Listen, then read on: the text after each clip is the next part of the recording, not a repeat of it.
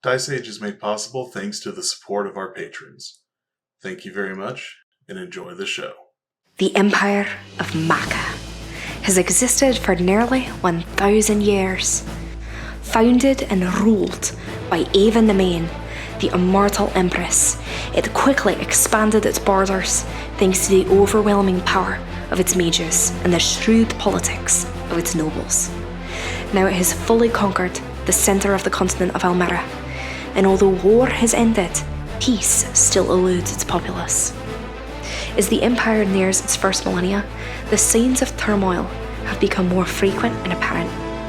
Monsters are becoming more bold, nobles plot schemes of usurpation, and whispers of rebellion hang heavy in the slums. This gave rise to the adventurer. These strong individuals of all races and classes lend their might to the citizens of Maca to drive back monstrous incursions. There are even adventurers who perform deeds so noble that the people can see beyond their race to the hero that lies within. There are those who criticise these adventurers and claim they're nothing more than pawns used to advance the political machinations of nobles. Despite the immortal Empress herself making fewer and fewer appearances, there are those whose faith in the Empire remains unshaken. But the wise know that it only takes a few sparks to ignite the flames of change. Allow me to introduce you to these sparks. Welcome to Elmera. Hello and welcome to Dice Age, an actual play D&D show. My name is Jack and I am the Dungeon Master. With me as always are our wonderful heroes. Would you all please go around and introduce yourselves? Hi, I'm AJ and I play Edgar Wood, the half-elf blood hunter. Hi, this is Alice Rose and I play T, the elven sorceress. Fire, fuck. My brain was somewhere else. Hi, I'm Dakota and I play Esarius, the human rogue. Hey, I'm Zach. I'm playing Tauros, your tiefling paladin. Hello, this is Trey, and I will be playing Finn, your half-orc cleric. All right. Well, we did have quite a few things happen in the previous episode. AJ, do you have a recap for us? Yeah, so do you guys remember back in the episode 2, the first recap that we did? That was from Maka Public Radio. It Yeah. turns out the Monstrous Alliance has been like a big fan of a lot of what NPR has been doing, and so I think they have tried to make their own version. It's nowhere near at the level of it, but their first episode just came out after the radio. They did it as a podcast, so I was able to get a recording, and I think it does a good job of doing a recap for what happened this last session. So I think we just play that. Yeah, sounds good. I'll get that set up and hit play for us. Here we go. And okay, let's test this out. Bertha, is the scryer on? Huh. Seriously, Bertha, I need you to step up here. Oh shit, it's on. All right. 3, 2, 1. From stabby stabbers to those magic-y guys, the world is filled with pretty cool people, and we're gonna track them all here on monstrous public radio. Bertha, can you do the jingle? All right, I'll figure out how to edit a scry recording later for the fantasy podcast listener. Anyway, today's our first episode, which is cool. We're located at one of our super secret camps, but we got some ace reporters on the ground to tell us about all the awesome stuff going on with the Alliance. Name. I'm sorry, what? Tell them your fucking name. Name, right. I'm Bulb. Welcome to the first episode of Recap Monsters. Today, we'll be looking at the new crew who ran away from the Empire not too long ago. The, Bertha, what are they called? The losers. I don't think that's right. It's somewhere, never mind. Anyway, a lot has been happening in the Alliance with some really cool updates. So first, let's throw it to my good friend Pester for an update outside of our camps. Okay. But you gotta speak up. We're live. Hello, listeners. I am Pester P. Peterson. Up too loud. Somewhere in the middle, please. I am incredibly nervous.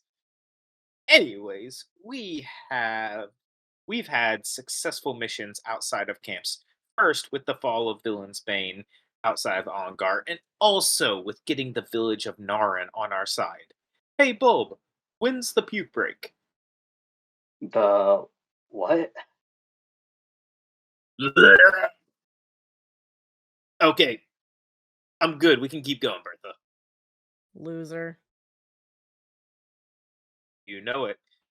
And we've just received word that the group seeking to get information on the anti rebellion task force, led by Felder Arton, succeeded in their mission as well.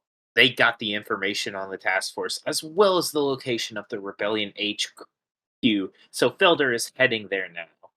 Because it looks like anti rebellion is on the move too. Another puke break coming soon. Tester, why don't you go lay down or something, friend? So yeah, that's also great news coming out in the world. But what's going on inside our camps? We should look at that too. To that, we're gonna turn to my good pal Dickens. Hello, good people of the world. It's finally your time to shine, Dickens. Go! I have come with hot gossip about a new group of adventuring heroes. Lots of cool stuff. Oh, really? Like what?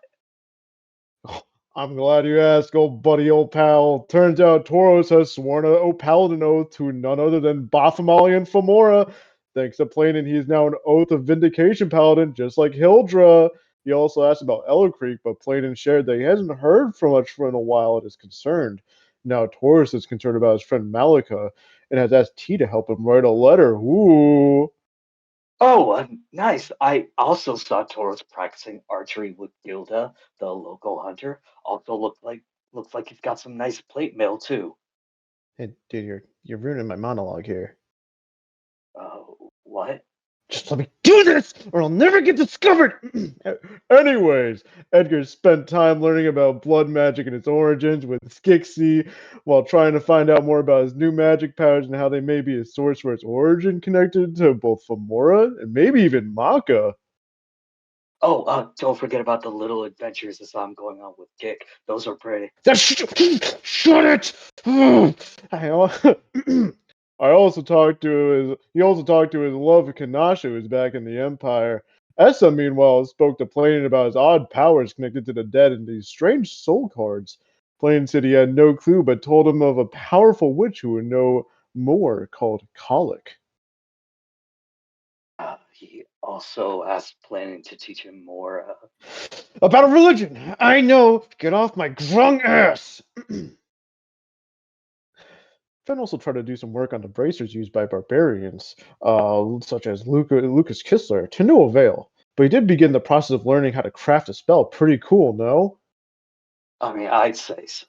I'm going to shake you. Come on, Dickens.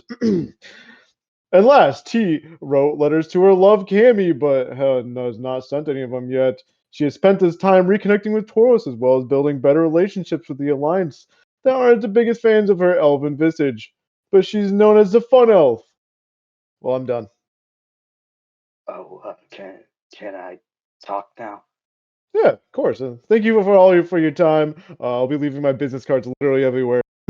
Well, please hire me as a bard. All right. Thanks, Dickens. I promise we are actually friends, listeners. Weirdo. Hey, Bulb. Oh, Pester, you're back. I just got word that the heroes are in a bit of a pickle. Apparently, they've got a couple of options on what to do next. They could go meet Oberon and the Goliaths, who will be within reach on the summer solstice in about a month. Or they could go help Elder with the rebellion. Or they could go to Ella Creek to check on Malika. Oh wow, that is actually a tough choice.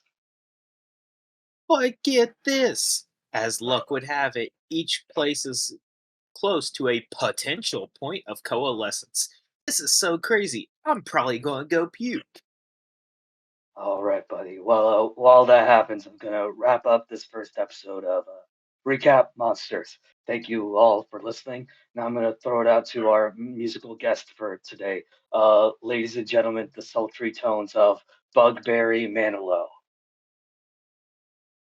All right. Well, you can you definitely see that they're a bit of a amateur group, but you know what? I would look forward to got seeing potential. more episodes from them. In time, they may be as professional as us. Mm-hmm. Exactly. Whoa, let's not get crazy. Yeah, come on, guys, come down here. All right. Well, in the meantime, it's about time for us to return to the world of Elmera. So we come back to you all in the base of the Monstrous Alliance, being told the potential new missions that you all can do. As you all have been told, so again, you could either go to Ella Creek to check in on Malika, see how she's doing. You could help escort Garl to the base of the rebellion, acting as her bodyguards in the meantime.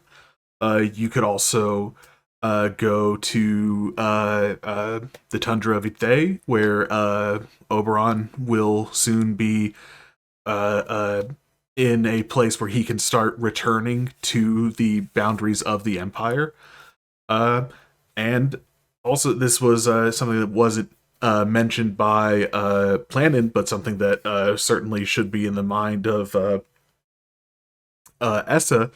Potentially go to the Linnaean Forest in an attempt to find Kalik and see if she could provide any assistance to the Monstrous Alliance, and also potentially even help teach Essa more about his abilities. So, what are you guys gonna do? Boy, probably best if we spend a minute. Yeah, Plan says, of course, take your time. You don't need to, have anything locked in until before the night sets in tonight, or if it really does take you too long, I could just hear from you tomorrow morning. Planning question: has anyone tried casting sending to Malika in Ella Creek? Um. Oh. Suppose we could do that. Yes. Let me. He says. Oh, Let me shit, I attempt don't have it prepared. right now. Let's see.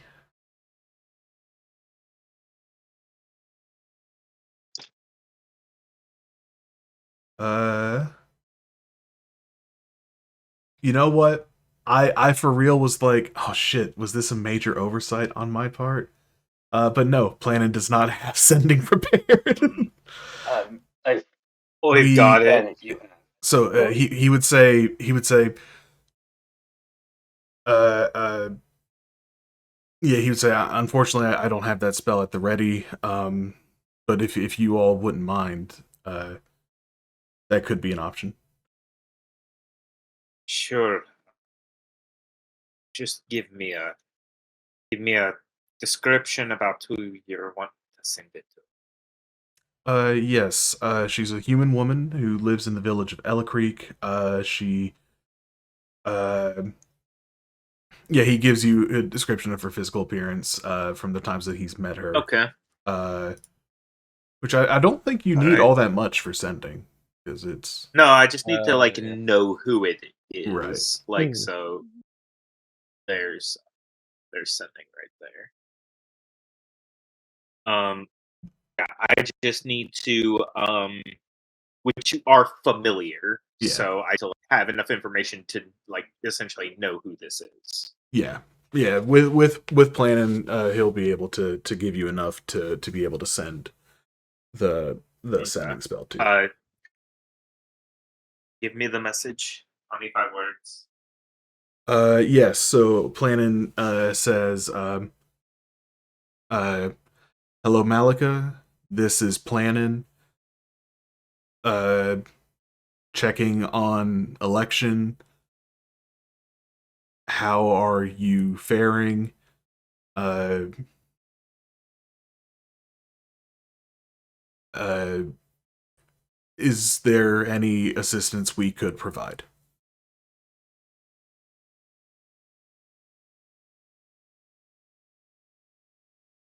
All right.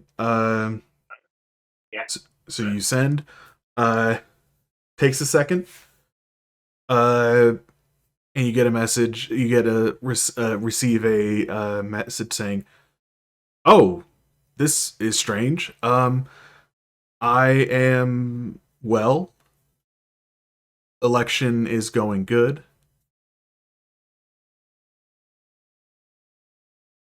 Uh, Toldrin isn't happy, but I have friends keeping me safe. Would love to talk again if possible." All right. I'm just gonna convey that all back to. Okay. Yeah. So Planin looks pretty pleased. Says, "Well, that's good to hear. If the election does go in her favor, that would be very good. I'm not excited about this animosity between her and the current mayor. Have do any of you have you ever had any dealings with Mayor Toldrin?" Tragically. He's really sweaty. He is. Uh, I'm sorry, I don't see why that would be. It was the last time we saw, I think, with the stress that the election was causing. He wanted us to try to get rid of Mal in a way, like just I think help his cause. And we didn't say anything really, but yeah, he was just kind of really stressed out last time we saw him. Do you think he would try something violent to get rid of her? He was attempting to hire us to disappear her. Okay. We may want to consider sending a group out there. I'm sure that her friends mean well, but from what I understand of Ella Creek, there weren't exactly very many people trained in dealing with true combat there. Okay. In that case, I will prepare a group to head towards Ella Creek. Unless, of course, you all decide that's where your destination will be. Um, yes, we will send a group there to offer protection to her. Good. Well, in the meantime, I will be in my tent. If any of you have any questions, please feel free to see me. Otherwise, I assume you all have some discussion you need to do to decide what mission you'd like to take on. Thank you. Mhm. So he dismisses you all. As you all leave to head back to your quarters, uh, you do see as you're like walking through the camp, you know, nods of recognition, people saying hello to you as you pass by. You also see that the blacksmith in the village, village in this camp is working like crazy hard. Like she has just received, in the past few days, a shipment of ore from Narin and has been hard at work reforging and reinforcing and creating new weapons, armor, even things as simple as like tools that the group has been in short supply of, things like hammers, nails, screws, all the stuff that have been in short supply until successfully negotiating that deal with Narin. And you do see more and more of the other members of the camp are wearing good quality armor, have good quality swords and weapons at their sides. Everyone has +1 plate mail. It's not special anymore. God damn it! I don't want it. I don't want it anymore. But yeah, you all return to your quarters. How's what are you guys thinking? All right, where are you all thinking? I mean, wasn't the whole wasn't a big goal of yours to get your friend back? That's true, but Plan would send a party in our place to see his safe return. All right, you I trust his safety with them over you. I was about to say, no Yeah, offense to any of Planet's people, but I don't trust anyone but us bringing Oberon back. I don't But exactly trust anyone but us. Full but stop. also that one seems like the least likely to have direct interference, right? I don't see why that'll be a big deal for really anyone. I imagine Feel like it might be the the man that safest. sent him there thought he'd die.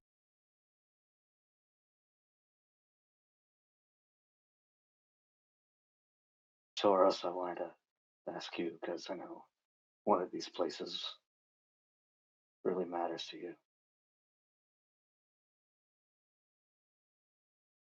Um, a part of me wants to go back. A large part, of course, but it's probably not our probably not most important for us to go there right now. But you know where my head is. He kind of like glances at T, who's like been helping him write letters. Mhm. Probably not super great because he's very bad with words. She helped. Yeah. If you'd like, I'd let you make a persuasion check with the help action to see the Just to quality see. of these Yeah. letters. I would love that. Let's see. I, 23. Wow. oh, okay. Okay. Okay, yeah. It took some doing. It took some doing and a lot of input from T. But you managed to compose a letter that you feel adequately explains the circumstances surrounding the last time you met with Malika, talks about the things that have changed since then. Uh, any other things that you would be including in the letter? Nope. I'll probably draft something up to send to you when we finally get there. But that's pretty much what he wants to cover. Of like, hey, oh whoops, here's what you missed. Last Hey, time on Dice Age. it's me. Our Toros had quite a year. It's the fucking B movie Toro script. Check out Dish with Dice Age and check that out. Anyways, yeah, that's he kind of leaves it at that. He kind of seems like he's trying not to talk. So he's like, you can tell it's like he definitely wants to go to Eller Creek. That's his big brain, but he's also like, we don't have to go there right now. We're not needed there. Mhm. Tauros, they could always bring them for you. No, that's not really what I'm worried about. But Why? Why did I just picture the scene of Taurus goes to Ella Creek, goes to Mal's house, Goes up, knocks on the door. She answers. He hands her the letter and Doesn't walks say a away. word. Doesn't say a word. He just walks away. So one thing that I would pitch as a DM as a possibility is, so we have talked about potentially you all doing Colic and Oberon in the same trip. Yeah. Ella So Creek, what- Ella Creek is on the way to the forest south of Cashel. Oh my goodness. We're going for the triple. Triple. Yeah, Essa would bring up. And there's one more thing Planin forgot to mention, but he has spoken to me about. He wants, or at least is hoping that we could get the witch Colic to help us. That hat. Yes, Ah. and I have a vested interest in this because apparently she has abilities similar to mine, Oh. and she might be able to help me control mine. I That would certainly be see helpful. why. You've been trying very hard. I meant to. I don't remember if I did this or not in the last episode. I meant to do this, but I may have forgotten. Essa, I would let you do a religion check with advantage to like basically cover your meditation training with Yeah. uh planning to see if you could get a little more control over your abilities. I would say Oh, 15. 15 was the bare minimum that I was going to Ooh. assign. Yeah. That so I will say that this allows you to have not necessarily, definitely not full control, but you through the meditation, through trying to focus more inwardly on your abilities, you're starting to learn a little more of like the nuance of how it works and things like that. Mhm. So I'd say that you could at this point we'll say that like anytime that you attempt to commune with a spirit, I when you do, when you I'll say this, when you use a religion check to attempt to access your medium abilities, we'll say that your medium's channel, if you are using it in tandem with this, will let it give a +1 bonus to Okay. your ability check. Gotcha. So basically +5 instead of just +4. Yes. Sweet. Yeah, Essa's like, Planning's been helpful in helping me control it somewhat, but I mean, he pulls out the cards again. I don't want this happening to any of you, and like I said, I have no control over that happening. It just is it's like a reflex. It's a subconscious thing that happens. That would be a Yeah, I think we might fantastic want. way to get 3 things done at once. Oh shit. Yeah, I guess. One hell Well, of a road trip, hey? problem is Yeah. with Oberon, we have to be there in the exact date, so we're gonna need to figure out the timeline of when we're going to be able to get to Oberon and when we're going to be able to get to the other two. We have a little over a month, right? Or just about a month after the. I think it's 40 days So exactly. today is let me see. It is currently the 20th of Clidnon. The summer solstice is the 15th of Dogdon. So 25 days, right? You have sorry, it's 10 more days in Clidnon and then 15 days until the solstice, so 25 total. Yeah. Yeah. Cool. So We have a map, if right? you I'd just like to. Sorry, go ahead. Yeah, you do. if you need a hand keeping an eye on your friend while he makes his journey, I can do it once a day, but I can do it. Yeah.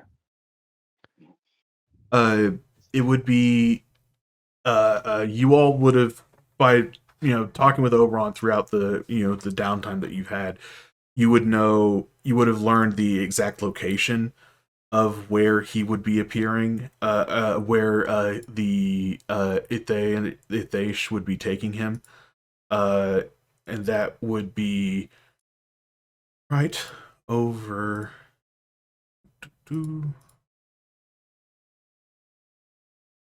Just a second.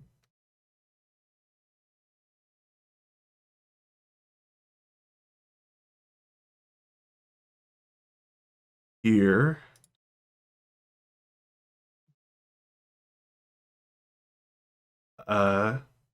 Which would be assuming you don't have any issues with travel or getting lost or things like that, would be about a 20-day journey. So we have basically a little less than a week of error room to get Oberon.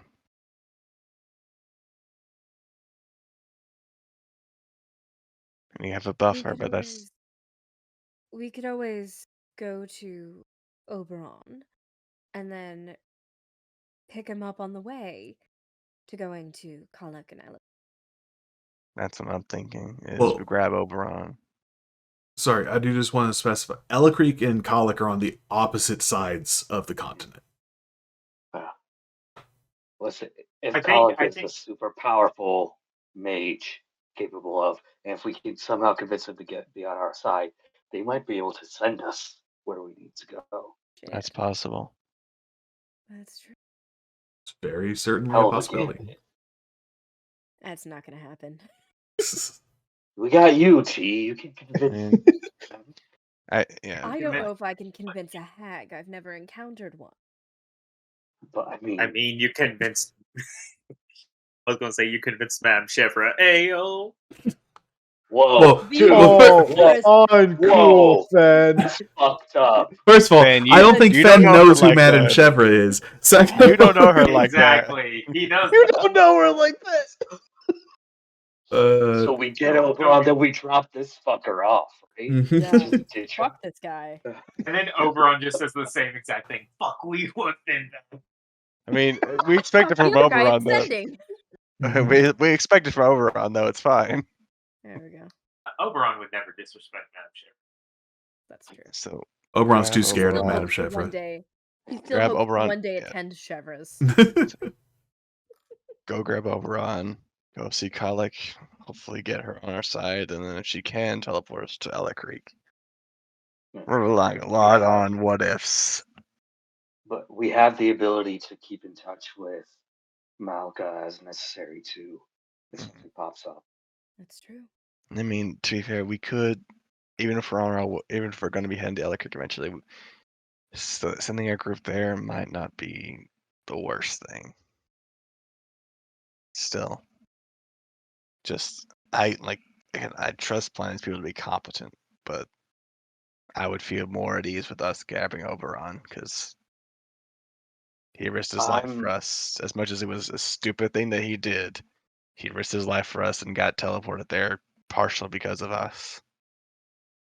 I'm less worried about Oberon, more about having a group try to deal with the point of coalescence while being that far away in case there is anything like what we dealt with. I know it's not going to be under Avon this time, but there's a chance there's some fucked up magic no matter where they go. So I'd rather not send a group all the way out to where Oberon's at and then be kind of stuck there to also deal with the point of coalescence. So I'm cool with that.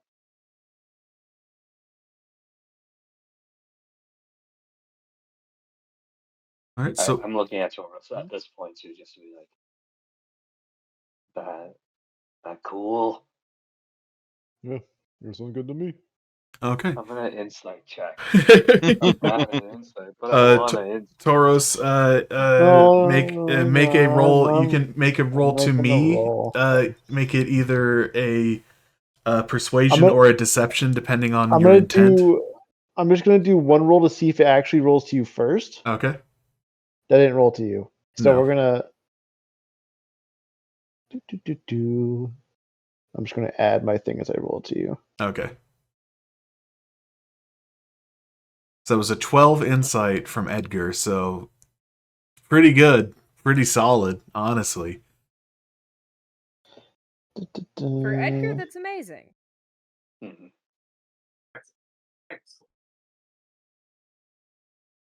And then Tauros, I will need you to tell me which whether that Yeah, was a persuasion I- or a deception roll. that is a deception roll. Okay. Yeah, Tauros is fine. Okay. Stone cold, Alright, baby. Cool. All right. All right. So it sounds like, just to make sure I have this right, you all are planning to journey to the tundra of Ithay, find Oberon, meet with him, check out the point of coalescence, and then go to the Linane Forest to find Kalik, see if she can help out Essa, and also become an ally for the Monstrous Rebellion or the Monstrous Alliance, and then hope on a wing and a prayer that she could also teleport you all to Ella Creek afterwards. That's the crazy shit we're trying to do. It's just a slightly off teleport. We end up right in Avon. God damn it. You end up at the tree in Avon, and Maybe if we move very sneakily, we can get out of this alive. Their sight is based on movement and fear. All right. So, No sudden movements. So, do you all tell planning your plan? Tell him what you're planning. There it is. There it is. I was trying to find some way to make that fun work. Yeah. So he agrees. So he will be sending a team to Ella Creek, a team that will be investigating the potential point of coalescence, along with the also providing security for Malika. He will be sending a team to provide security for Garl as she travels to the base of the rebellion. That will also, after they finish their negotiations, will also investigate the potential point of coalescence. And then you all will be the ones trusted to go find Oberon, investigate the nearby point of coalescence, and attempt to negotiate with Kalik. Let's fucking go. All right. Let me reveal on the map where the potential point of coalescence is. Just a It's second. in the sky. That's perfect. No. For the fellas in the back. All right. Not for the girls. Just for the fellas. Okay. So here you see that the potential point of coalescence is pretty much right between where the Mountains of Ghoul are and the Linane Forest begins. Okay. So grab Oberon, and that's kind of on our way to college. Yeah, you would probably be passing by that region anyways on your way to Kalik as well. Unless you attempted to sail across the gulf between the tundra and the Linnaean forest. I mean, Fen has the boat. And do got a boat. It's a rowboat, so I don't know how good. Portable boat. Right. The portable boat does also have a sail feature. I forgot about that. That's what makes it so nice. Mm-hmm. Do any of you have proficiency with water vehicles? No. maybe. Oberon does? Okay. One does. Oberon, what have you been learning from the Atheish? Don't worry about it. Oberon's new class, Drag Racer. Mm-hmm. What's in the water? Oberon learns all about family. So Hey. I think he's learned too much about family in his life, honestly. Meet my Goliath mentor, Din Diesel. So dumb. Kill this man. Oh my god. Okay, so the next day, you all begin preparations to set out. You all are able to purchase 20 days of rations, or more if you'd like. I would like, after my time spent with Gik, to go back to him on the stick and be like, all right, buddy, show me what you got. We're about to go on a big mission. Anything that can help us here, dude. All right, Gik is going to roll an Arcana check with the advantage because of your help action to see what potions he has. All right, let's see.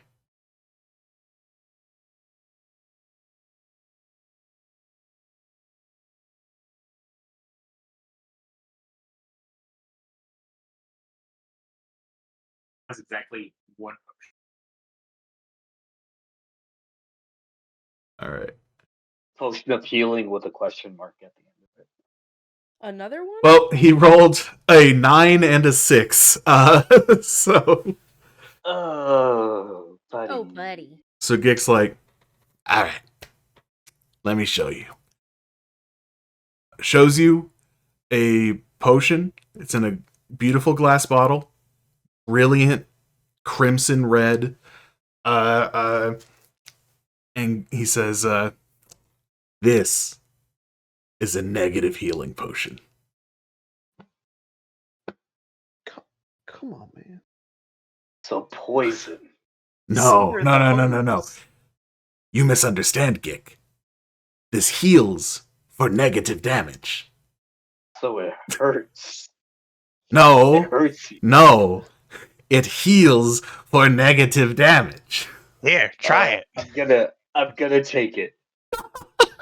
Yeah, you have Visionary. you have a potion of supreme negative healing. Free. Yo. Does it Oh no, look sorry, like a healing potion? greater. So, potion of greater negative healing. Sorry, my bad. Does it look like a healing It potion? looks completely like a regular healing potion. This could be a good assassination tool, honestly. Label it. Essa. Label it.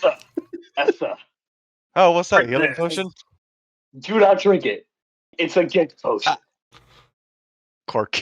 So what it does is you would roll the same amount of dice and everything for a greater healing potion, but instead of healing, it deals necrotic damage. Damage.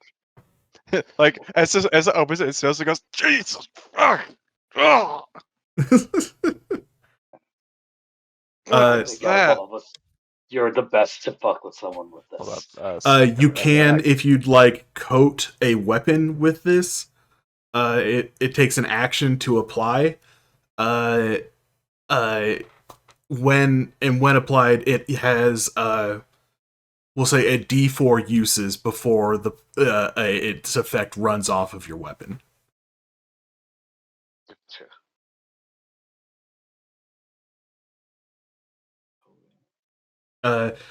Gik also shows you a potion that looks a lot like a potion of hill giant strength.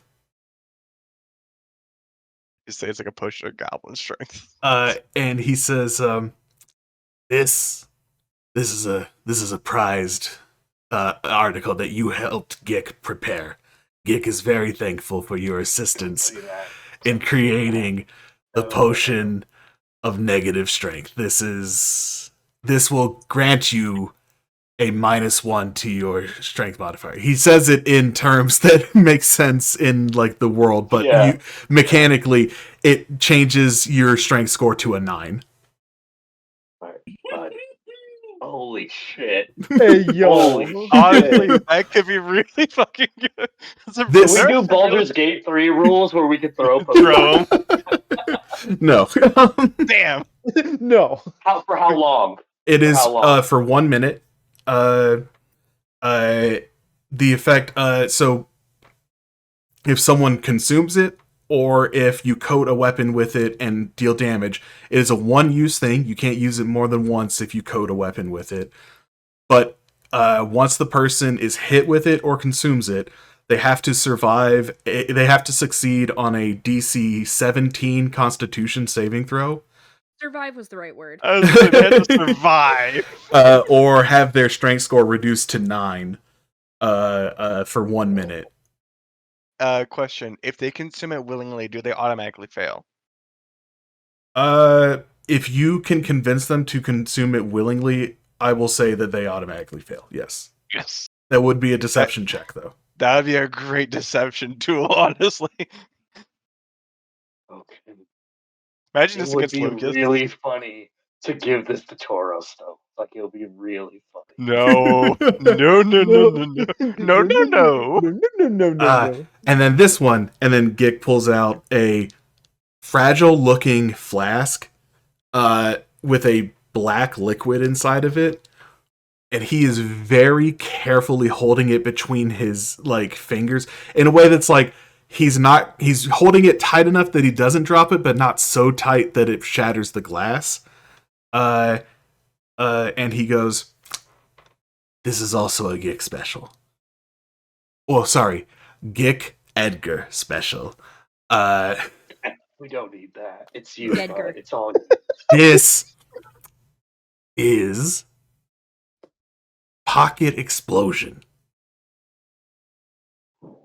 Oh, This is a grenade. Be very careful. So Edgar doesn't realize it. Like, Gick accidentally drops it at one point, and this is when Edgar realizes he can cast Mage Hand. And he just randomly goes, wait, okay. Holy fuck. So this, it's a thrown item. You use an action to throw it. It has a normal range of 30 feet and an extended range of 60 feet. Well, I guess actually that doesn't work because it's a saving throw. Or just say- a max we'll- range we'll of ju- 60 feet. We'll say a max range of 60 feet. Or, well, no, it'll be... We'll say 40 feet. You can throw it up to 40 feet. And where it lands, it will suddenly... Its contents will suddenly erupt, causing an explosion with a 15-foot radius centered on where the potion lands. Like literally a grenade. Any creature within within the radius must succeed on a DC 16 dexterity saving throw. Otherwise, they take a combined 4d6 bludgeoning and 2d6 fire damage. It's gonna be real bad when Gick learns how to make napalm. It's gonna be real bad You when he did learns how to this, make it. Edgar. This is your person. I'm not don't point Sorry, this at me. make it slashing instead of bludgeoning damage because it's the glass of the flask like Would it be more flying piercing? out. Would it be more piercing? I guess that would be Glass, like, piercing. That would be piercing. Yeah. I guess okay. I'd like to add another damage. It technically be force too, because it's a it's an explosion. Nah, it's from the shrapnel flying out, and then the force of the explosion is the fire damage because Fire it's damage. the combustible material That's- within it. That is fair. Hey, all right. These are really great for what we need. I need you to realize you've created weapons. It's really important before I leave. Gick does not that you make weapons. understand. Gick does not make No, weapons. no. Gick Gick, makes helpful potions. Gick T, makes helpful T, potions. I mean, T, he ain't please, wrong. just for 1 second, please help me convince Gick that he's made weapons because I can't leave for 20 days. I mean, these are. Let me see what we have here. Oh. Yeah. I mean, they are technically Be Not helpful. bad very, thing. be very careful with pocket explosion. It can. Yeah. Here's the thing. If you You are take visionary. if take if fire you hold it and you take fire damage, you have to make an additional dex save to not have it explode on your person. Oh. This is gonna be the Roman moment all over again. This is as it is gonna be. Oh yeah. Oh. I want to take about It will only trigger on fire damage. No other damage types will potentially trigger it. You only need to succeed on a DC 12 dex save. And we can have it in the bag of holding until we know for a fact we're going to be using it. If it's in the bag of holding, you won't have to worry because it's an extra dimensional space. All right. I think we spend like 10 minutes explaining to them that this is good work, but that these are violent and He needs to be clear on If that. T is helping you, you can make this check with advantage, a persuasion check. She's helping, but like in the worst way because she's encouraging him. This is really important, T. This is really fucking important for us to come back These to a are camp. weapons. They're fantastic weapons. That's a 3. That should have been persuasion. Is your persuasion bonus different? Persuasion. No, it's the same. Okay, so that's still a 3. You had advantage. I gave you advantage. You can't tell me that I didn't. In that one and that two.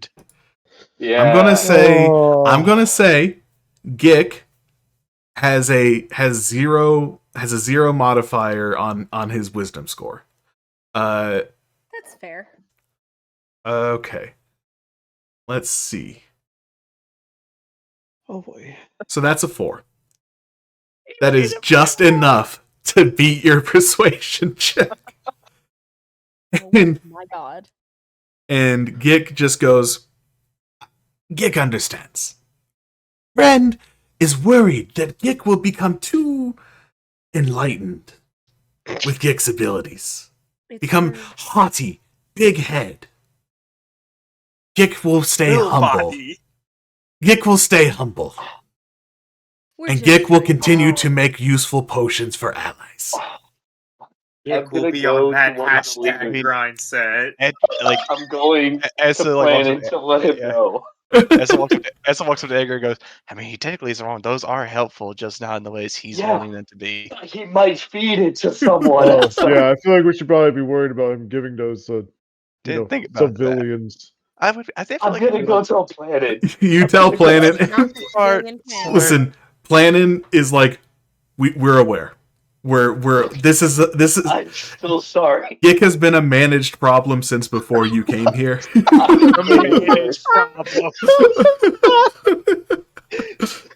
Oh my god, he might gave a child a gun. So you gave the child a grenade. What do you have there? Pocket explosion. No. Also, real quick, Alice. I think you're not coming in through your good mic. Ah, dicks. Check your Discord settings. On it. I noticed earlier because when you were talking, you had like a weird echo effect. I was like, huh, that's interesting. No, it's the Hyper Quadcast. On Discord? Yeah, on Discord it says Hyper Quadcast access. It's not even default. Check your main. Is it like showing green in your the actual Hypercast? settings? Yeah. Yeah, check your actual mic settings. Maybe that's fucked up. Or did you turn the gain down? It just on your you sound a little far away to me. Is the thing. It might. She also Does didn't. this help? There you go. There we go. Turn your gain up. My gain was fucked. Okay. Yeah. There we go. We figured it out. All right. Woo. So, armed with 3 useful potions, Damn right. You all. Edgar is wondering if coming to the Monstrous Alliance was truly worth it if he has not become a curse upon these people he had sought to help. Mm-hmm. Let's see. And then, so you all need to also procure a total of 100 rations if you all are just planning on doing the 20 days, but then there's also the extra days that you'll be going. Do you think you can just do... I mean, we have great food. We you do have great food. As needed. Mm-hmm.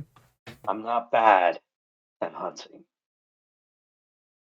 So and are you guys going to get any rations just for a just in case situation, or? Oh yeah, we'll definitely get. Yeah. You were saying like. Also... Go for it. I was just gonna say Finn also has create food and water. So. Right. Yeah. That costs a still slot, but like it is helpful. We have the alchemy jug, which isn't great, but it does have some substance. Well, I mean, you never have to worry about water because of the alchemy jug. Yeah. And mayo. And mayo. The more important one, of course. Sorry, how could I forget? All right. So if you all do decide you are going to buy any rations, just know that each ration is 5 silver.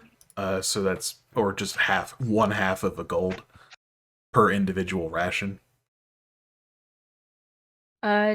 Do we want to get a set of like, there are 5 of us, 20 rations? I feel like that'd be good. As like just if we can't That's get 10 creative gold. food. We're balling. Mm-hmm. All on a budget. Sounds we good. already had 25. So. Oh, I think we weren't tracking rations when you. Well, because you all create food, so it doesn't matter. Yeah. I subtracted a 3rd level spell slot every single day. So. Yeah. Sounds good. Okay, so you still have those 25. They're still good to go.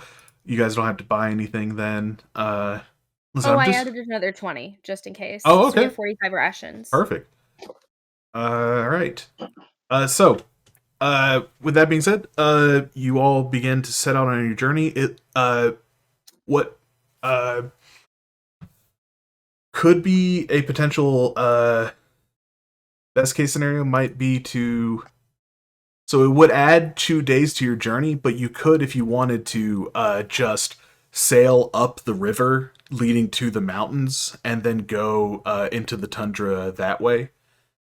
Instead of just going like a straight line through the jungle into the tundra.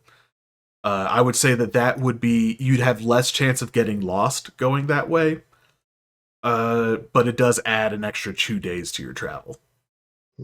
You would still be arriving at the location 3 days ahead of when Oberon would be there. But, it's up to you guys. What do you all think?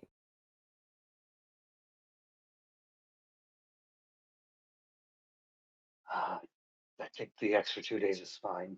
We have a little bit of a buffer if we need to ever hustle at some point. We can. I'd take the risk. Yeah. Yeah. All right. So you all head on out then. Mm-hmm.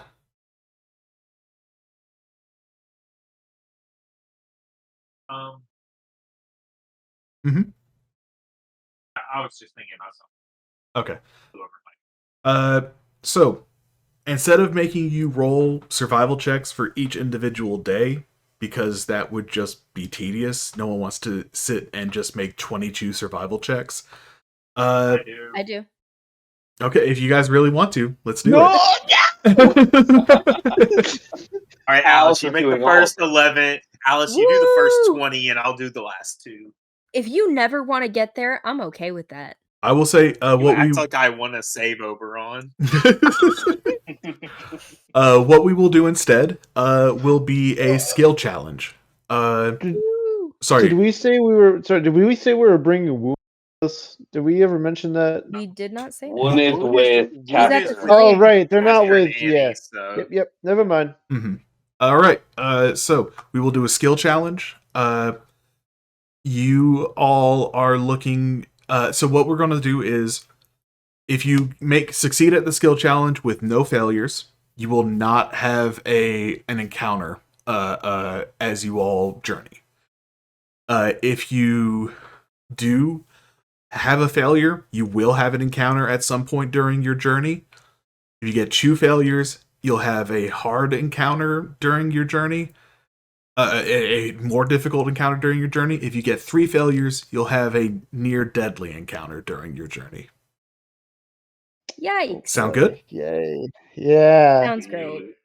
Okay. So, that being said, let's begin the skill challenge. You all want...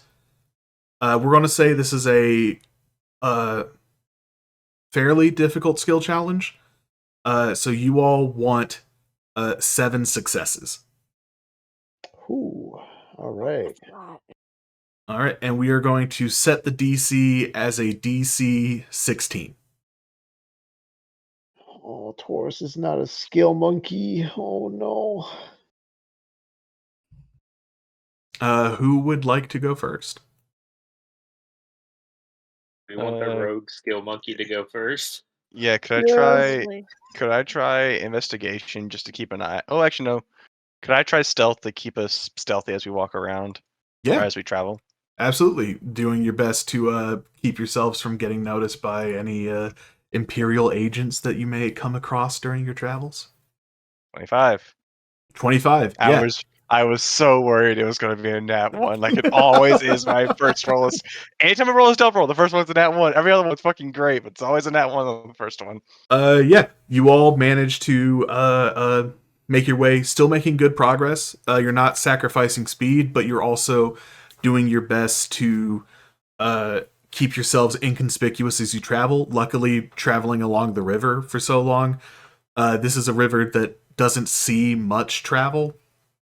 Most of the settlements in this region are within the jungle as opposed to along the banks of this river. Within the jungle, around, rivers within the jungle, around the lake within the jungle, things like that. So they're, on the rare occasions that you ever do see other travelers, maybe even the occasional military patrol or group of adventurers patrolling through, you do manage to, with S's help and guidance, evade detection from those people. All right, who would like to go next? I would like to try to use I guess. Ooh, we had some weird Trey, connection issue there, Trey. What were you saying? Trey's lagging behind again. Oh. Oh. No, I'm not. I'm Yeah. pretty sure. There you It are. was for a You second. were a second. Wait a Yeah. second. Okay. It's happened Okay. every once in a while. What were you Go saying? ahead, Alice. I had something, but Alice. Oh, Alice because can of go the ahead, go. lag, Mhm. it sounded like I was Yeah, talking over you. Yeah. Got it. No, you can go ahead. Oh, go ahead. Okay. So my idea is that I was gonna use deception to like try to help hide our camp when we make camp, Okay. you know? Yeah, I can dig Does it. that make sense? Normal roll, please, for the love of great. I don't think I've ever light. said I can dig it before. Fuck. I don't think you have. First Damn it, time that for happens. everything. You have your ability to re-roll sorcery point. Right, that's true. For Mhm. one sorcery point? It's bend Something luck, like that. I believe. I think it's Or it's like sorceress. It's sorceress something, I think. yeah. Something like that. I know I have it on my list. Fuck it. All right, let's see a reroll Deception. with a 24. 24. Let's All fucking right. go, gamers. All right, with the 24, yeah, you managed to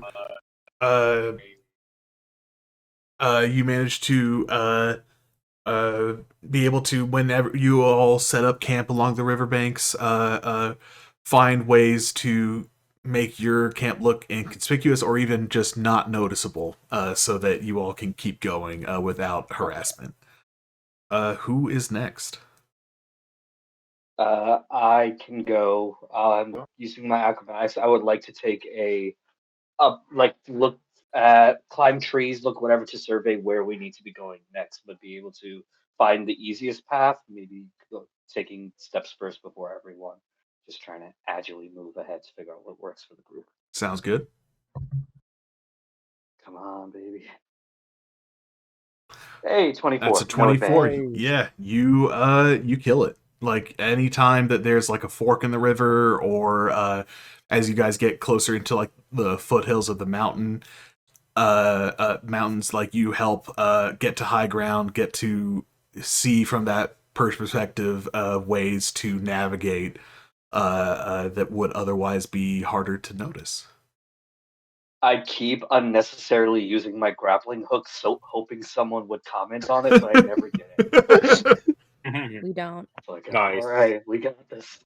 I like, even when the grappling hook was introduced, it wasn't a particularly cool moment, because the agent kind of still had, like, it wasn't like a grappling hook where she was able to like launch herself. She just still had to climb up the wall, but you still were like, I gotta have a grappling hook. All right. Edgar coded. Who is next? I'll go. Oh no, you go. Um, You go ahead. okay. Who's ready for this? +8. Sorry, +7.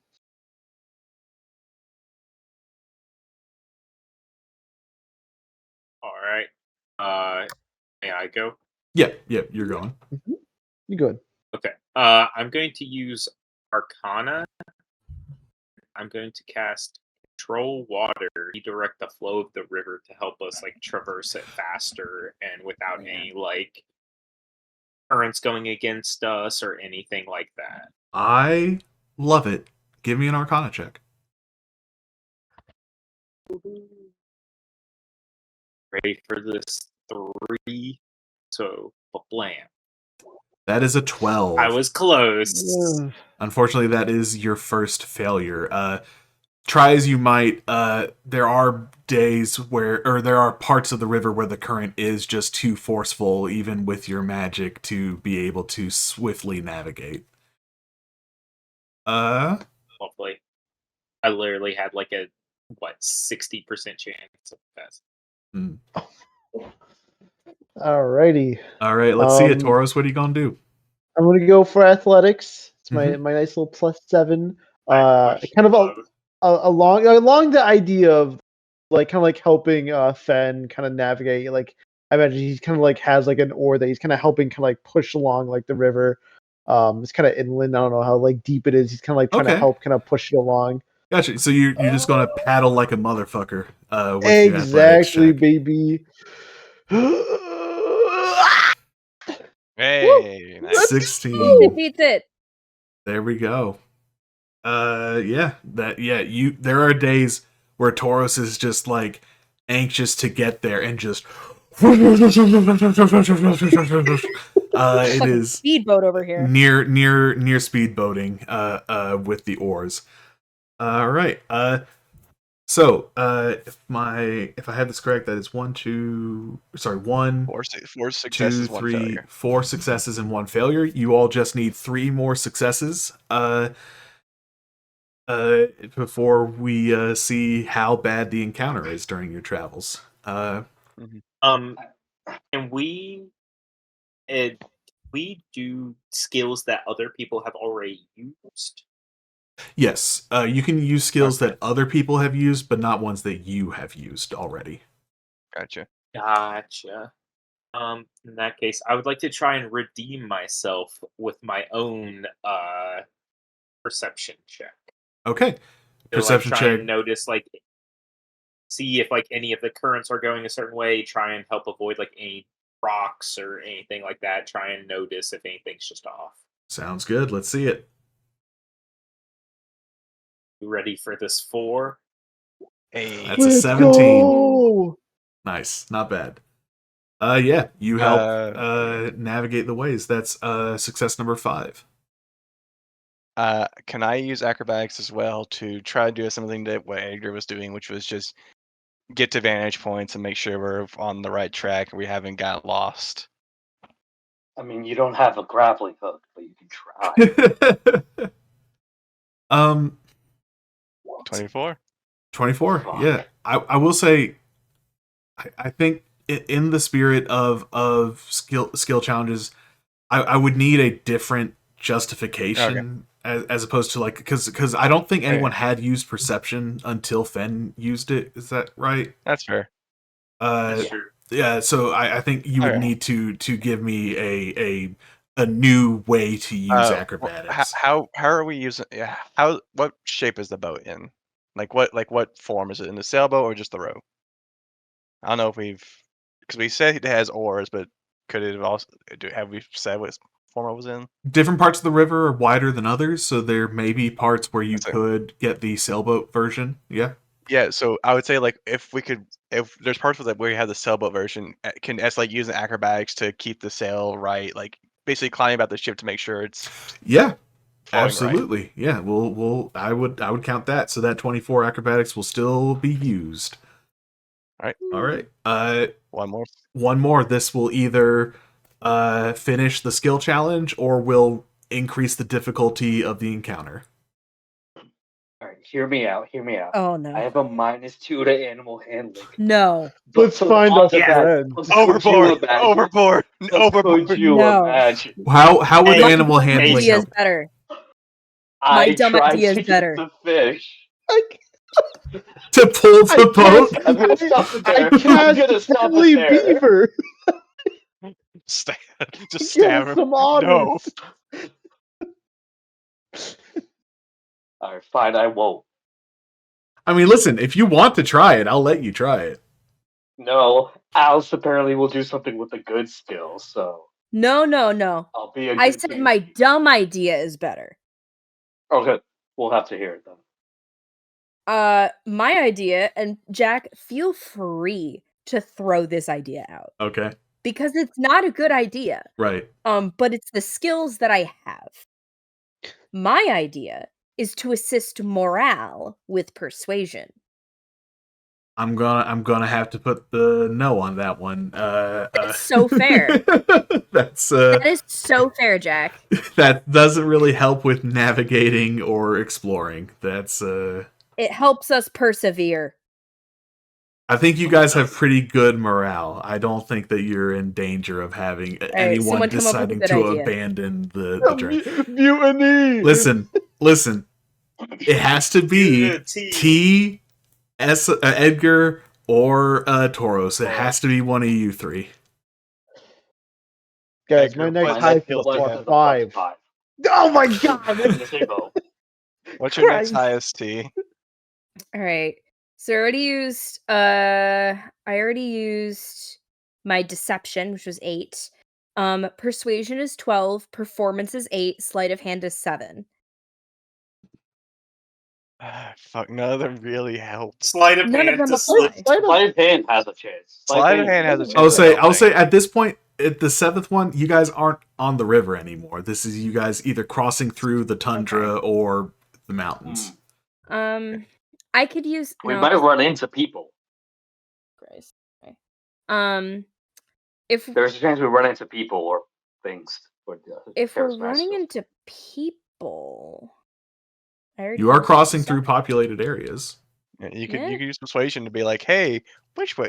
Can you help us be I on the could right use path to this? persuasion Like, to make sure that we're heading in the right direction. Yeah, Will that fly, DM? yeah. You use Okay. persuasion to get assistance from the locals. watch her still fail I have this. to I roll will a 4 or more. Mm-hmm. I will say, just because I have established that the people of Ghoul and Ithay tend to be a little more isolationist and not necessarily hostile to outsiders, but not necessarily welcoming. I will still give you disadvantage on this persuasion Okay. check, Oh no. but also It's fair. yeah. And I have sorcery points. Mm-hmm.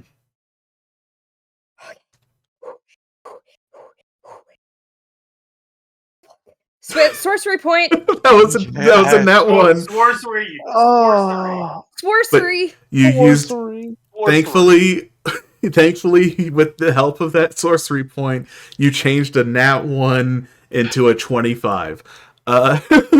So I love sorcery. When wonderful. you remember and are reminded about it. Yes. Yes. Okay. So Alice being like, I love my child. Alice, you forgot they existed until 5 minutes ago. Exactly. See, Trey, the problem here is I don't like children. I was talking about your inanimate cat. How whatever the fucking fuck- dare you disrespect the breathing robot cat that I had? all right. It So is animate in a weird way. while you all are in the mountains Fighting Uh, about robot cats. fighting about robot cats, yes. You all spend one night at camp. You're thinking about your next day's journey. We'll say this is during third watch. Who would be third watch? Not sure. I only have to trance, so I'd probably take third watch. Okay. I'd be done in 4 hours. During third watch,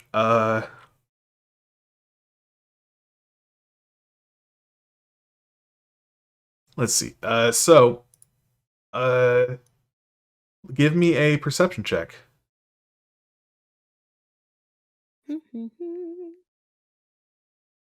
Oh, 24, no disadvantage. Okay. 24. So, as you are keeping watch, you are looking around, you're keeping an eye on like things skittering around. The potential of like giant spiders, of other like nasty things that crawl through these mountains. Uh, on the occasional times that you have met with goulet that live in these places that you've been able to talk with, they have warned you about different kinds of monsters. They have also warned you to keep an eye on the skies. And as you look up, you see 3 shapes moving in the darkness, flying down towards your camp. And because you rolled high enough on your perception, you're able to warn everyone as 3 large creatures of strange bodies. They have these odd. They have a sort of lion-like torso and a lion's head, but they also have the head of a goat, the head of a dragon, and draconic wings sprouting from their back. Holy shit, it's the Chimera. As you see three chimera descending upon your group. I will need everyone to roll initiative. Woo! Time to set this up. That'll be So, fine. first to go, Chimera C. Also, sorry, arrange yourselves however you think you would have been set up as you got ready for this attack.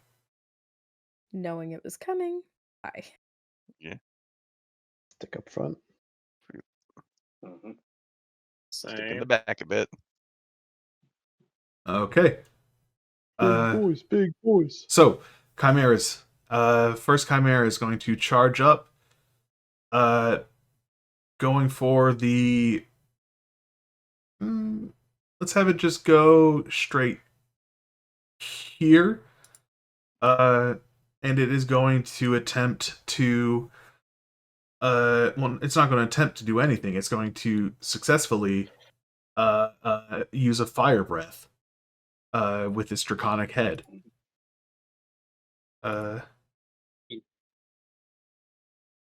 It's a 15-foot cone. So that hits everyone except Essa. Shit. Deck save? It is a dex save from everyone, please. That's an 8. All right. Well, I just took a step left and he just avoid getting cooked. All right. It's an 8. Oh All right. So that is a only one person succeeded, and that was Edgar. I wasn't T. No. no, Edgar got damn a it. 16. So. Sorry, I thought that would roll the damage. So that is 7d8 fire damage. That's a lot of D's. So 34 fire damage. I take 17. I still have some Half, resistance yeah. to fire, right? Yeah. I'll take 17. T's the only one who I'm takes at the full half. 34. I'm in No, danger. I'm gonna skeletal defense this, so that's gonna be -9. So that would be 17 8, minus and then 9 is half would be 4. So I take 4 damage. Okay. Why do you have it a second time?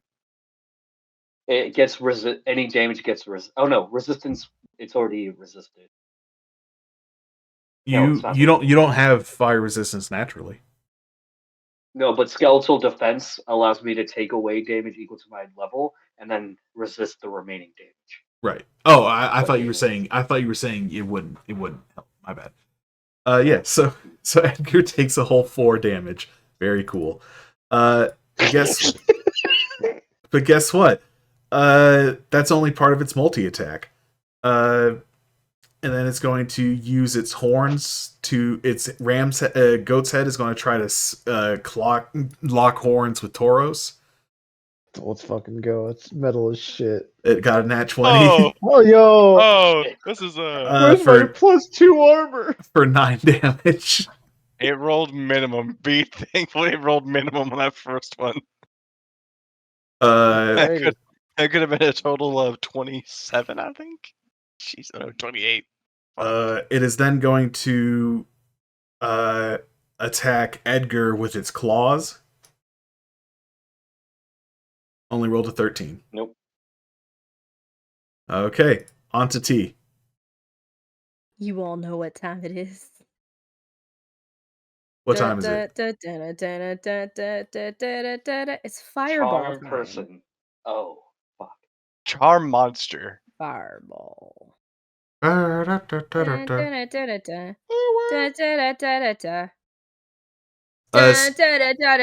are you doing this in a way that would hit your allies? God, no. Okay. And you're in the mountains, so you're not going to set the world on fire by using this ability. I don't What the fuck? Brain rot. Yes. Oh my You god. know to have the brain rot. All right. Chimera A's deck save. Chimera B's deck save. Chimera C's deck save. None of them pass. Woo! Unfortunately, they are immune to fire damage. God damn it. Unfortunately, I was lying. They're not. Yes. Are they resistant because of the dragon part, or just Nope. I don't know. Damn. Oh, that's interesting. Hell I yeah. thought that they were, but I double checked. checked and they're not.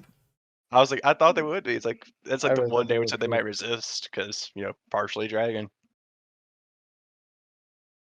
All right. Because they got that goat in them. They do have That's that my goat turn. in them. Nice. Fen. So I will say the two behind are currently 30 feet in the air. No, I'm sorry, they're Okay. 20 feet in the air. 20 feet in the air. Currently 20 feet in the air, you say.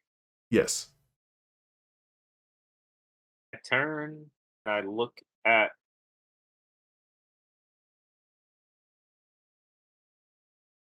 See, that makes this a little bit more difficult. Okay, we're gonna hold off on one of those for right now. Mm-hmm. And we are instead. Oh, well, I thought we were going to do that, but then never mind.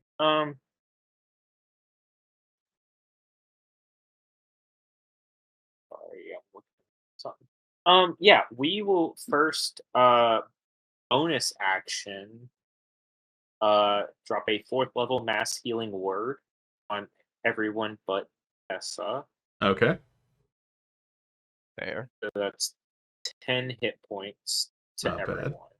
Nice. And then I'm going to targeting one of the guys in the air. Mm-hmm. I'm going to cast Toll the Dead. I need a wisdom save. Okay. Would you be surprised to learn that these creatures are actually pretty wise? Sure. Yeah, they have a +2. Damn, okay. And they roll a 17. Yep. So Okay. I do believe that succeeds against your spell save. It does. And upon seeing that we are grouped up, I'm going to. Okay. And that's my turn. Edgar.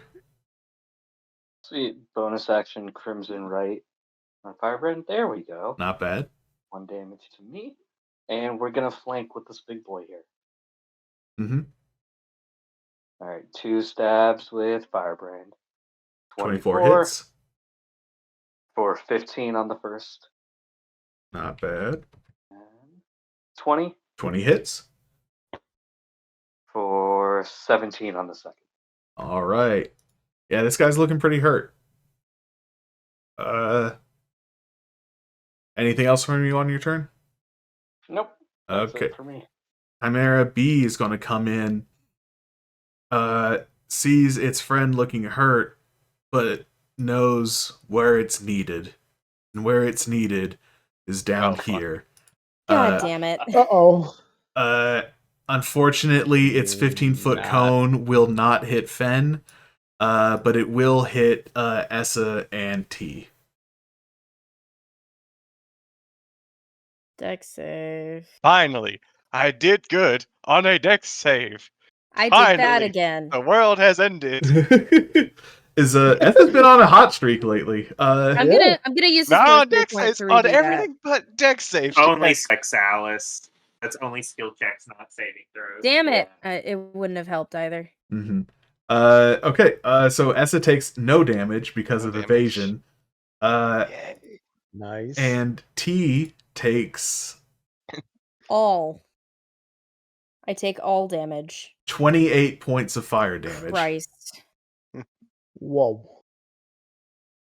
The Well, you Chimera. just halved what I was at. She just like Essa just like bends backwards and dodge pops up and sees T is like got the cartoon flame on her hair and goes, ooh. Is then going. Ram's head is going to attempt to knock T's lights out Yep.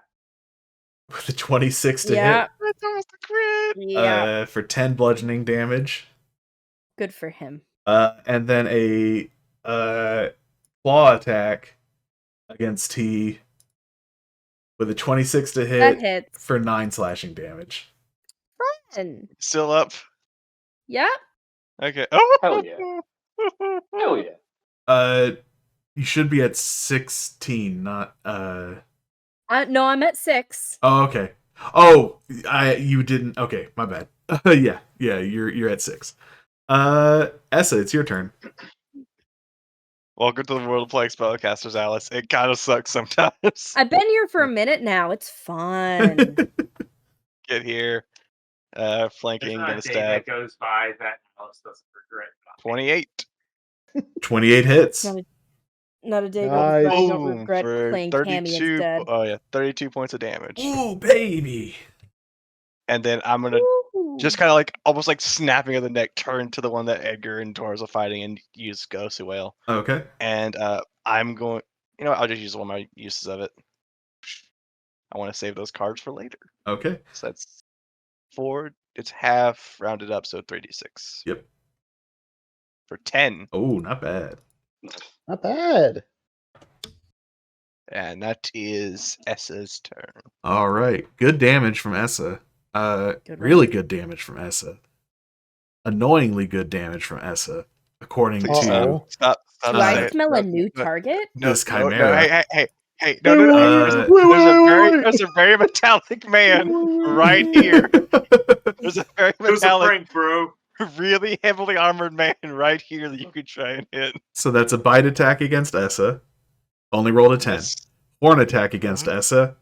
That's a 26 Yeah, that hits. for 6 bludgeoning. Fuck it. I'll take the full thing. Just guess All bigger right. damage comes later. Claw attack against Essa for It's 13 damage. half in that to 7. Yep. All right. All right. Still good. On to Tauros. Let's go. We swinging, baby. Okay. Advantage. Where is my fancy sword? Nice. 22. Does that hit? Yep. Sweet. Just a normal hit for the first one. It's 12. Okay. And we'll go on again. Bam. 26. 26 Smite doesn't on it. hit, actually. What the fuck? You see, every time they get hit, their AC increases by 10. Their AC increases by half of how much damage you did. Honestly, smite. that'd be a really cool fucking boss fight because that'd be really fucking interesting. That actually would be really fucking cool. So 9 slashing. And Plus that's my Ray Radiant of 13. So I can see it being like a reaction where they could take half the damage as AC for the round. All 22 altogether, and that is my turn. Okay. All right. It's that Chimera's turn. that chimera is looking not good. So first of all, it's going to roll a d6 and does not recharge its breath weapon. Get fucked! And then it's going to take the disengage action and fly 30 feet into the air. Bitch. We've done this before. Shoot this bitch down, Edgar. That is its turn. Activate Manticore Protocol.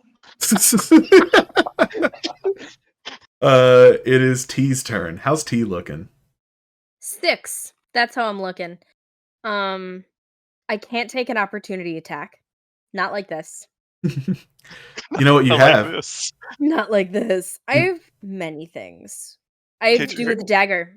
I have the dagger. If also you could technically fireball, and that would mostly be fine if you want to try to burn these suckers alive again. You could fire. Well, fireball, hold up. like, over here. I have to damage no matter what. But even then, I could just do it over here so that it gets them, because but not you. Using the Misty Dagger counts as using a leveled spell. That's true. So you couldn't fireball like Misty Dagger. It's not worth it to fireball just to Yeah. Just to do some dabblage before running away. Mm-hmm. I think for possibly the second time in my entire life, I'm choosing to run away. Okay. Misty Dagger, help me, person with hit points. And then I'm going to snag I do have a regular healing potion, like a not fucked up regular healing potion, which is 2d4 plus 2? Yep. Hell yeah, I do play D&D. So 5 hit points. It's a non-danger. She's got out of the single any. digits. Yeah. All right. That is your bonus action. Do you want to take any movement? To run further away, yeah, sure. All right. On to Fen.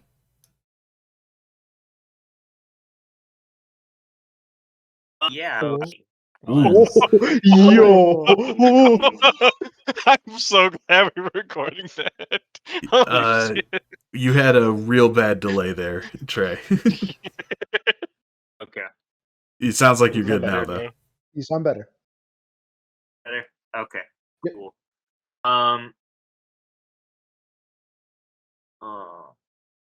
Yeah, we'll do this. We will first attempt to toll the dead this guy up here. Mm-hmm. So I'm going to need a wisdom save. DC 17. Fails. Fails. He will take... Really? I thought I changed that. Did I put it here? Oh, cool. I love how it puts in spells and then doesn't actually make them. Right. So that's going to be 2d12. 9. That just kills it. Nice. Hell yeah. And it plummets to the ground and with a sickening thud as it lands between Edgar and Tauros. And these two guys are hurt, right? They are indeed hurt.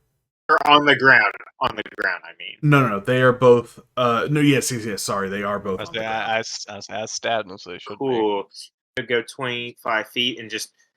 Right, you got the rest of them. And as I do, I'm going to slap and like run my hand along the sword that Edgar's got ignited, and with it I'm going to cast Holy Weapon. Okay. Oh shit. Oh. So you now add 2d8 radiant damage to every attack with that weapon. Yo. Holy Oh weapons my are fun, God. though. That fucks hard. Oh no. It's Yeah. wild. It's wild seeing radiant energy surround a weapon that's already cast and like blood magic. They're both like oddly in sync with each other. I'm almost picturing like they're like rotating around it, almost like a double helix. That's tight. It's I like that. See, I was imagining like a sort of weird miasma, like an oil and water kind of situation. Oh, yo. Both work. Both work. Both are uh, good. That's going to be my turn. all right. Fun fact, both metal as hell. Edgar. All right, using this new funky little weapon we've got here, we're gonna run over here and take 2 stabs. That's one. That's one. Ooh, close. All right, so that Plus is the before the 2d8. 2d8. That is 24. Good God. For another 5, so 29 on the first hit. Yeah, you hit it real good. All right. What do you want from me? 23 Yep.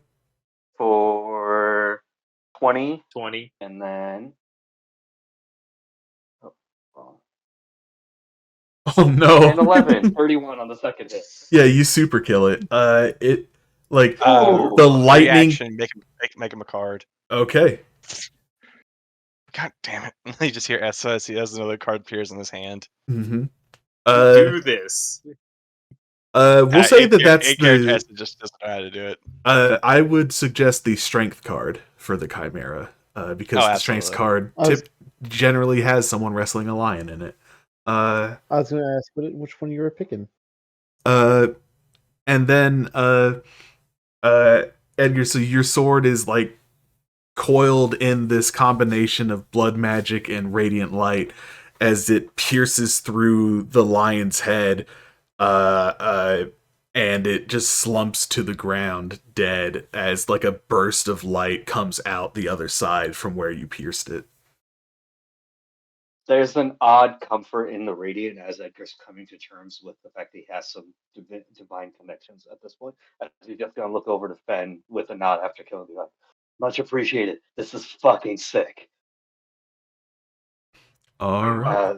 It's pretty good. Damn it. I'm going to bonus action Blood Curse of Bloated Agony, the one that's left. I'm gonna amplify it, so it's gonna last for a minute. Okay. So again, disadvantage on strength, dexterity, and takes 1d8 if it makes more than one. Okay. Let me take. Any additional movement, or are you good? Nope. I'll move the remaining 5 that I have just to get closer.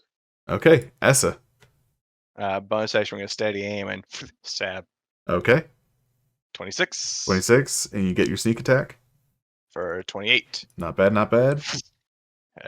I can't move after that because of the aim, so that's me. Okay, Chimera's turn. Right. Chimera's looking a little desperate. This is the one that did not use its breath weapon already. Oh boy. Losers can't imagine who gets got by a breath weapon. Yeah, so it's gonna get Essa, Edgar, and Tauros with its breath weapon. I'm gonna need a dex save from everyone. Shouldn't have advantage, but modified 20. Also no advantage, but 21. Nice. All right, Tauros, 20. Baby. Hell yeah! Let's fucking go! That's incredible. And Alice, now you roll for a 23. Let's see it. Come on, dude. It'd be so fucking funny if she managed to do it. So you all succeed. You all succeed. Essa takes nothing. Edgar only takes the 13. 13. And Tauros, you take 7 because you're resistant to fire damage. Owie. Tauros. Oh, sorry. It gets 2 more attacks. It is going. Con save for me. Oh, not for me. Never mind, because it's Ben who's concentrating. Right. Yeah. So that's the nice thing about Holy Weapon. The Chimera is going to make a horns attack against Essa. 23 should not have had advantage. When it started taking damage now, because this would be the one that it takes damage on. Yes. Okay. So that's 8 bludgeoning damage on Essa. 7 necrotic to the Chimera. Okay. Gets hurt. It's going to make a claw attack against Essa. Right. Only a 13. Realizing that it is It would still take damage because it still made an attack. Is that right? It's only once per turn. Oh, okay. So when it makes more than one attack, it All just right. goes. Realizing that it probably is going to die, it decides to turn around and try to flee. You will get an opportunity attack, Essa. All right. Hold on. Let me check some. Let me recheck the wording on steady aim. Next attack roll. So current turn. See, I don't keep Yeah. it. Blah, blah, 25. 25 hits. And I don't get sneak attack on this. No. So only 8. 8 damage. Disadvantage as it. Okay. It turns around and flies its full 60 feet of movement. Moves 20 feet this way, and then 30 feet into the air. Okay. So, Tauros. alrighty. I could use my new fancy thing on this thing so I could smite it with an arrow. You could. Do it. Fucking do it. Smite him out of the sky.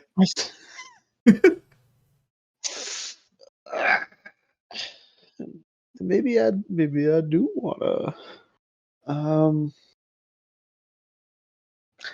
You know what? Fuck it, we ball. Mm-hmm. As he kind of like switches out to his arrows, and you see the bow almost kind of like familiar blue, his demon form, and he takes the aim at it, and he's going to use his fancy little ability. I gotta look up the name for it because I only have the description written down because I'm a dummy. But I want to say it for the fans because it's cool as shit, and Jack worked on it, and it's really cool. Can't fucking find it. Just say I'm looking for it right now. I was doing that. I did that in the search. It is your channel divinity, One there. inescapable justice. Yeah, inescapable justice, baby. Tight. It's so fucking metal, and I'm going to attempt to shoot it because I actually have to hit it first. Yes. Unfortunately. No advantage. Hey. 26. 26 Let's fucking go. does hit. And with your inescape, so Tauros, describe to me how it looks when you channel divinity for your new oath. You see this kind of very calming light. You've seen a very like aggressive light come from him when he's channeling Medea. You saw this very reddish color come from him when he was an Oathbreaker. But in this new oath that he's under, you see almost like his own like light blue of his flames and this calming yellow kind of also wrap around the bow as this kind of like blue and yellow kind of swirl around the bow that he's almost not doesn't even look at because he's mostly focusing on this this chimera in the distance, and you see it kind of like almost spin down to the actual arrow as it kind of like spins around the arrow and kind of like he pulls back it and just shoots it out. And let me roll that damage. I'm gonna drop. You know, he's going all out with this new thing. He's gonna drop a big boy. Level 3. Okay. That is Nice. 4d8. Good lord. Good lord. Good. 25, God. baby! Let's fucking go! As this arrow just boom. 30. Yeah, Oh so my you Nice. take aim, you have this radiant, like new divine light course around your bow. As your arrow flies out, that light trails along with it, like creating like a line through the sky as your arrow finds purchase in the small of the back of this chimera. And it cries out in pain as a burst of radiant light happens as you smite it, and it falls with a hard thud to the ground, dead. Holy shit. Jeez. That was That was awesome. that was fucking You cool, see, man. almost like you like as you like look back to him, kind of behind everyone. There's like a almost a small like childlike smile on his face, and before he kind of like wipes it away. That's new. That's new. It's fucking cool is what it is. Holy shit. Badass. We're very proud of you. Thank you. Whew. All Jump. right. Edgar's gonna go to Fen. Fen, how long do I have with this shit? Pointing to the holy weapon. 2 more We minutes. say like an hour. It is concentration up Well, to an just- hour. Just Yes. let me know when you want to drop it. I'm gonna go play. He's just gonna go run over and find something. Just That's- stabbing random objects. That's Yeah, crazy. yeah. An hour That's for the a holy most weapon? character shit I've ever Yeah, heard. so you can literally keep this going in a dungeon. I guess. I mean, As long as it's a 5th level spell. It's a So fifth level yeah, spell. yeah, That's it true. checks If it's out. 5th level, it better be worth it. Wow. Can he get upcast to do more damage like a stride No. does? Ah, No, damn. Sadly. That would be Sadly, cool though. It lasts an No, hour. but- You're fine. So, Yeah. I so know. as Edgar's playing, Finn's just going to turn to Tauros. You want to see something funny? Of course, always. Finn's going. Wait, can Finn do it? Yeah, Finn's going to use a bonus action on his turn when Edgar's just like doing this, and the sword's just going to explode in holy radiant light. I'm gonna need a Holy con save fuck. from And Edgar. I need a con save from Edgar. Oh my god, I did it! I don't know what I did, but I did it! Edgar, you're I not did- blind. You're not blind, Edgar. Is this what magic does? Sometimes. Did you take 10 points of Holy radiant shit. damage? I forgot it. Did. Gladly. Gladly. Gladly, he says. This whole time, like, they're having fun. Essa's just over there, just like staring fucking terrifyingly at the card he just summoned. Just, oh fuck, The most in character shit I've ever seen. never seen. I'm gonna go play. All right, I'm gonna say, because you all did get that failure, we'll add like 1 day to your travel as well, just to have that in addition. So it is when you arrive at the place where Oberon will show up. It is now. So it took you 23 days to get there. So it is now the 13th of the month of Dogdawn. And you find yourselves at.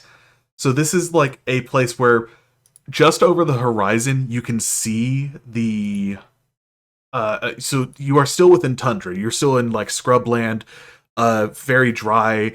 But you haven't seen a lot of like ice and snow in this region until you get to this location. At this location on the horizon, you see where even in this summer month, large swaths of ice and of snow blanket the land beyond.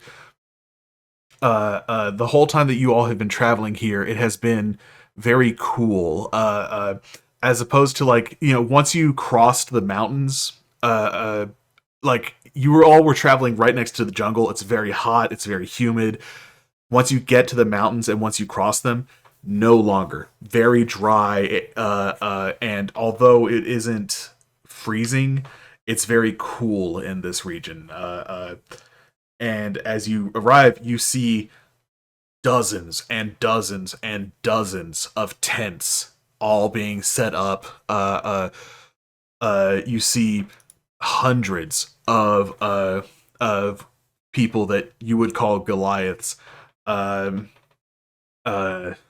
working on setting things up. There's large stages being built. There are children at play. There's traders already beginning to hawk wares.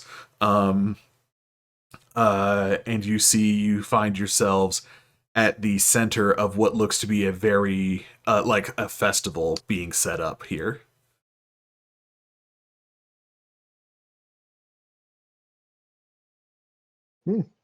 Looks like perfect timing. Yeah. Yeah. So as you all are like arriving, you do get a lot of very odd stares from people, curious glances, things like that. Eventually, a woman approaches you all. She is standing well over 7 feet tall. A bald head, pale skin, tattoos all over her body, and she looks at you all and says,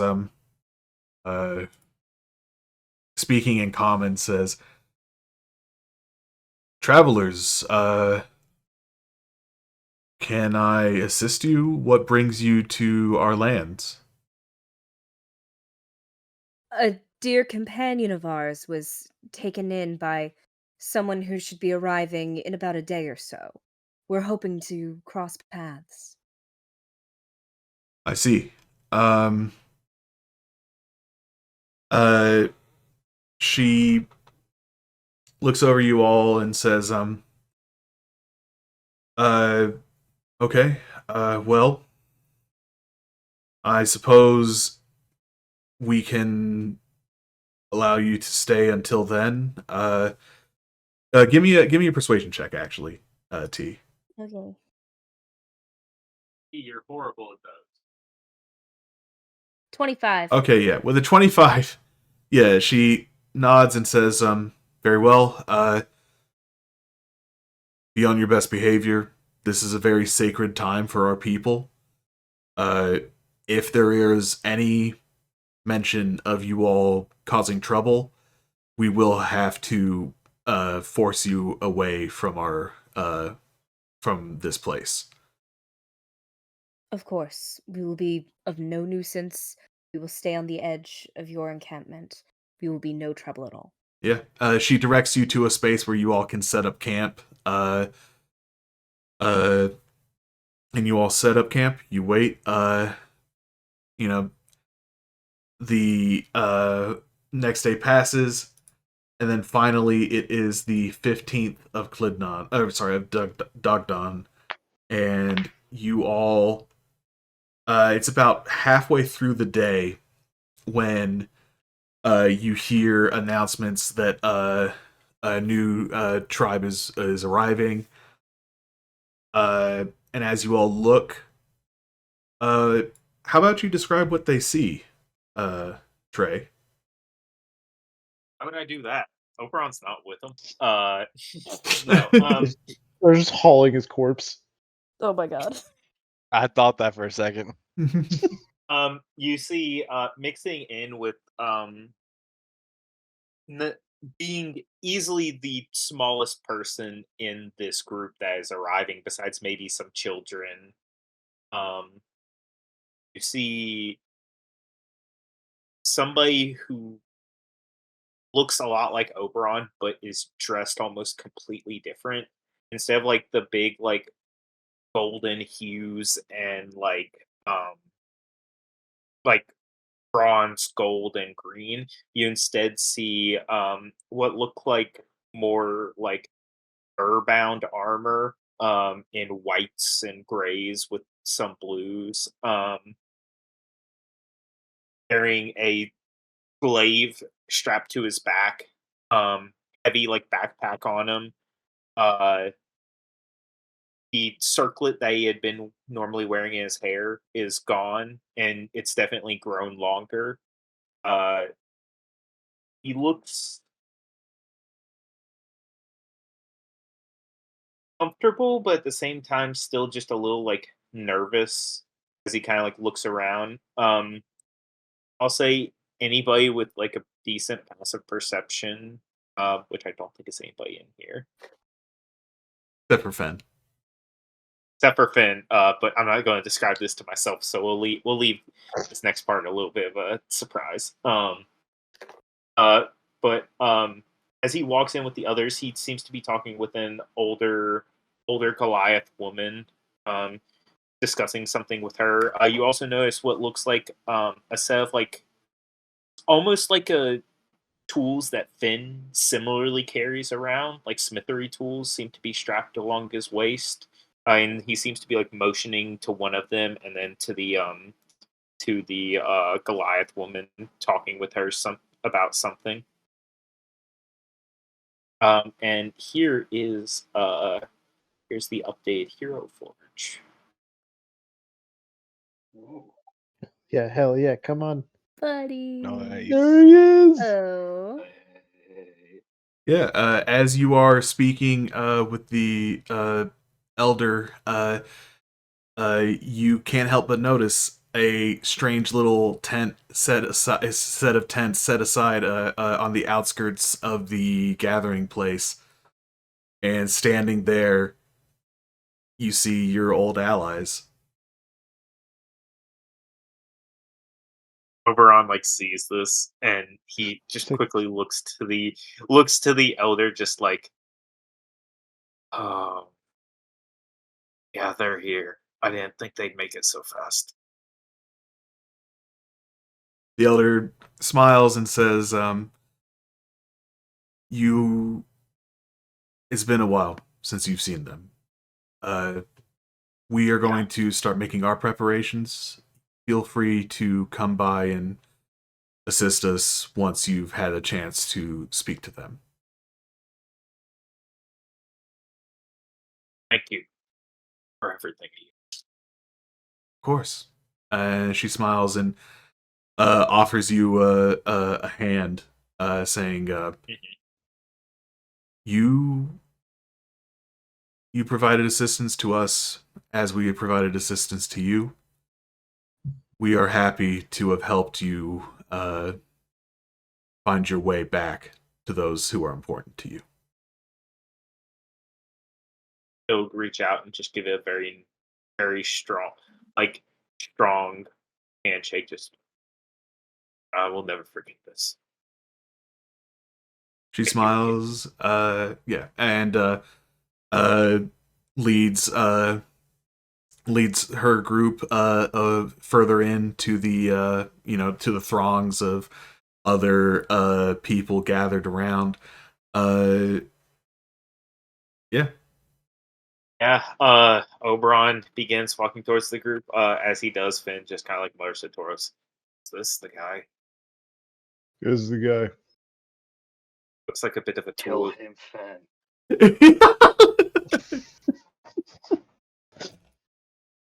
Looks like a tool.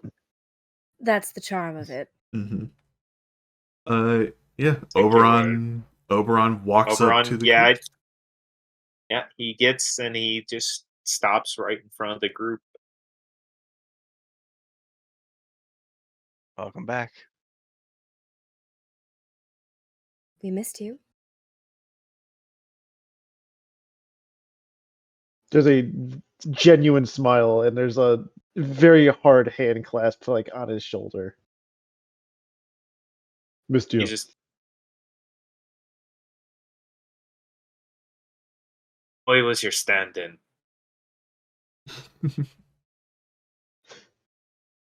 Oberon just looks a bit overwhelmed for a second, and then can just feel the burning gaze that's hitting him directly in the forehead. Just turns to Edgar. You got something to say to us?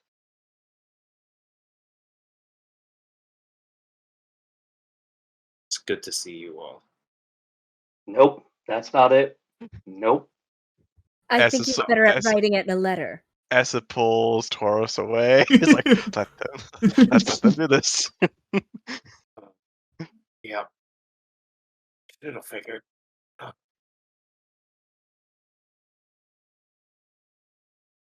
I don't regret what I did. There it is.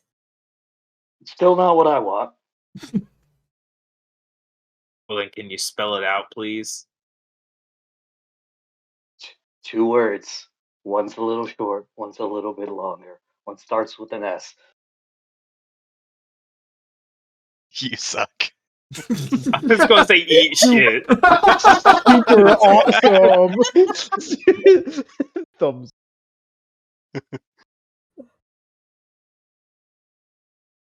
I'm really struggling. Why?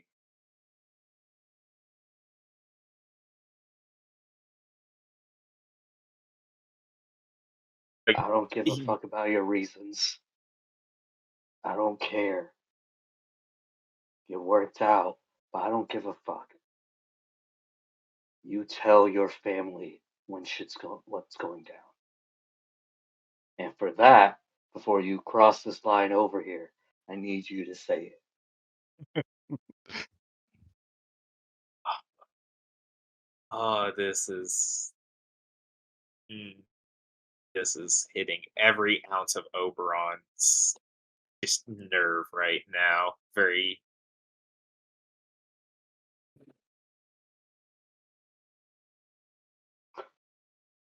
Seeing this, Edgar drops the hard act for a moment and just steps closer to Oberon. Fine. And he's gonna walk over towards you. And he's gonna start putting a hand out. I'm gonna roll an insight check as Oberon real quick. Do Pulls back and smacks him in the face. 2 GM persuasion or deception, depending on what you're trying to do here, AJ. No.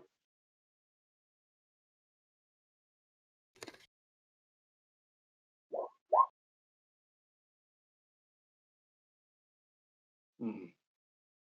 What does Oberon see? You know what's coming. Yeah, I figured. Oberon sees it, and then he just glances down at the other hand, and then you see him like almost just nod and reach out for the extended hand. Oh, you think it's the hand? You get kicked in the stomach. So as Oberon was expecting a punch and instead gets kicked, I think that's where we...